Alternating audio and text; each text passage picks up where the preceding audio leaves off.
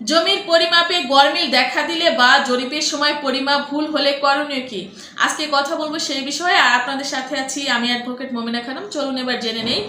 জমির পরিমাপে গরমিল দেখা দিলে বা জরিপের সময় পরিমাপ ভুল হলে প্রথমে একজন লাইসেন্স প্রাপ্ত আমিন বা সার্ভেয়ার দিয়ে জমিটি পুনরায় সঠিকভাবে পরিমাপ করিয়ে নিতে হবে। আর যদি জরিপের সময় পরিমাপ ভুল হয়ে থাকে তাহলে ভূমি রেকর্ড ও জরিপ অধিদপ্তর বা ডিএলআরএস অফিসে আপত্তি দাখিল ও মিসকেস করা যেতে পারে।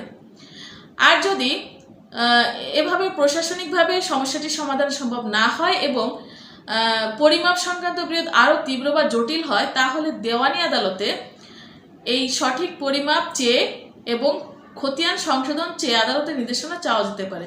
এভাবেই যদি কখনো জমির পরিমাপের গরমিল দেখা দেয় বা জরিপের সময় জমির পরিমাপ নিয়ে কোনো ভুল হয় সেটি সংশোধন করা যেতে পারে। ধন্যবাদ সবাইকে।